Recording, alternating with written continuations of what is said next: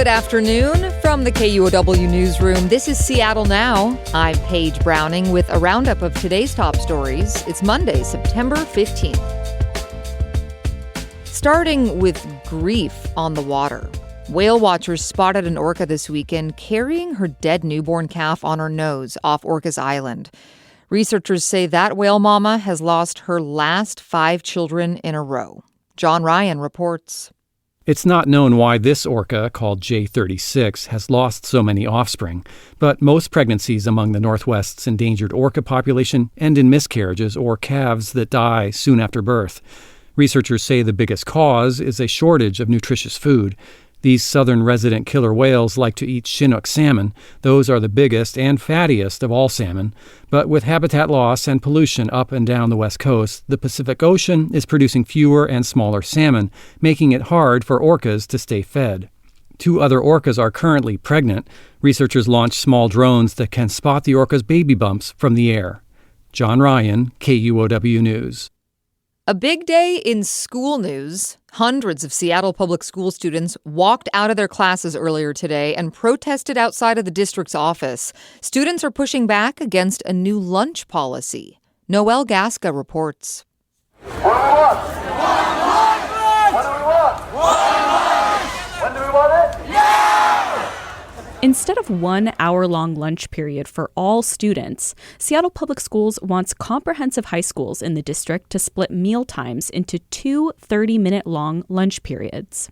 Clubs utilize that time to hold meetings, and some students say the change would curb groups' abilities to socialize. Hannah Evans is a sophomore at Lincoln High School and says the district's suggestion that clubs move to meeting before or after school isn't realistic. I'm in jazz and vocal jazz before school, and I have volleyball every day after school, and so there's no way for me to do that as a student, and I know a lot of other students are also in the same position.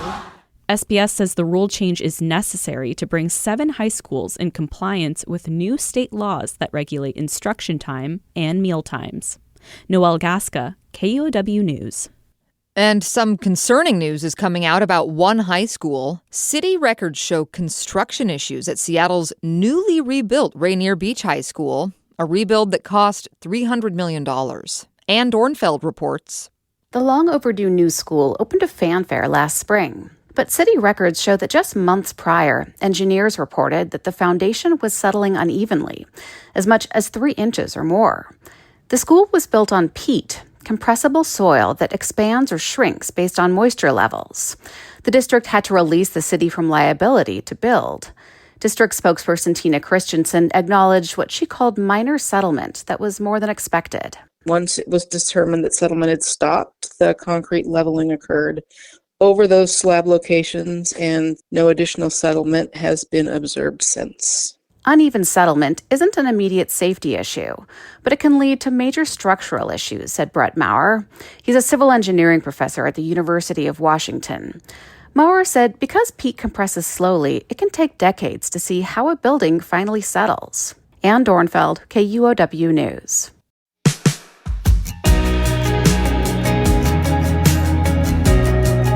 Seattle's in for a short heat wave this week. After a high near 70 degrees today, temps are expected to hit the mid-80s tomorrow. There's a weather pattern behind this, says Dana Felton with the National Weather Service. It's a term known as low-level flow. So we're going to get east winds, and the air is sinking as it comes off the Cascades, and when it sinks, it warms. The low-level flow pattern is going to switch, and it's going to be coming off the ocean on Wednesday, and that'll be a cooler pattern for us. Felton says it's pretty rare for Seattle to get a day warmer than 85 degrees after the middle of September. After Tuesday, the rest of the week is forecast to have high temps in the mid-70s. On the national news desk today, a federal judge has ruled that the Trump administration acted illegally when it terminated thousands of probationary federal workers. Washington state and federal employee groups were among dozens of plaintiffs who sued after Trump's Office of Personnel Management directed mass layoffs. A judge in San Francisco ruled Friday that that office doesn't have authority to direct layoffs. The government now has to update the file of every laid-off probationary worker and list a reason why they were terminated. An estimated 1,000 probationary workers were terminated in Washington after Trump took office. From job changes to insurance changes under Trump, insurance rates are going up next year in Washington. State officials say premiums will increase 21% for people who buy their own coverage. In past years, many would get relief through a premium tax credit authorized by Obamacare, but that credit's scheduled to expire at the end of the year. Washington's insurance commissioner, Patty Cooterer, says her office is trying to get clarity on how that'll affect buying off of the state exchange. We have asked the insurers to submit 2 rates to us, one with the enhanced premium tax credits and one without. And we are scrutinizing those rate requests either way to see what is justified. And if the increases that they're requesting, if they're justified, then we are required by statute to approve those rates.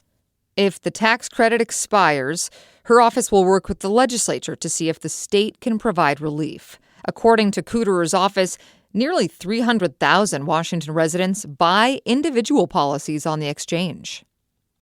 A big vote on our growing city is set for this week. The Seattle City Council is expected to approve the next comprehensive plan, a blueprint to guide growth and housing density in Seattle for decades to come. At a hearing Friday, residents pressed the council to consider a number of competing goals. It pains me to see the loss of trees, particularly in Southeast Seattle, where communities already face inequities in health and environmental access. I'm tired of my family, my friends, my community being torn apart and priced out. Say no to the city overreach of our community's character that would destroy the very charm that attracted us to our respective neighborhoods. Here we are back to the age-old question about tree preservation and density and affordable housing. We need to have all of them together, and we are not on the right path so far. That was Val, Carlo, Anthony, and Martha. Council members will consider amendments starting this Wednesday and will likely approve the final plan by Friday afternoon.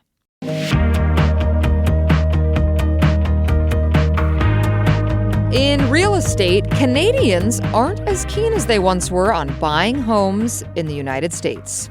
Online real estate brokerage Redfin says Canadian searches for U.S. homes are down 20% from last year. Redfin says the total number of people searching also declined, but by just a fraction. The company cites tariffs on Canadian imports as one reason Canadians are showing less interest in doing business here. Seattle Mayor Bruce Harrell is rolling out an expansive new plan for how the city will incorporate artificial intelligence tools. It calls for workforce training and expanded use of AI in city operations. KNKX Murrow News fellow Nate Sanford has more. Mayor Harrell says staff will use AI for tasks like identifying dangerous streets, speeding up permit times, and putting city communications in plain language. We are trying to be very intentional about positioning Seattle as a national leader in responsible artificial intelligence implementation. The mayor says he's planning to create a new AI leadership position within the city IT department to oversee continued adoption of the technology. The plan alludes to workforce transition and organizational change that will occur as the city embraces AI. But Seattle Chief Information Officer Rob Lloyd says the goal is to empower city employees, not to replace them. People matter in making the most important decisions. It doesn't displace people as we say the training has to happen. Policies do change.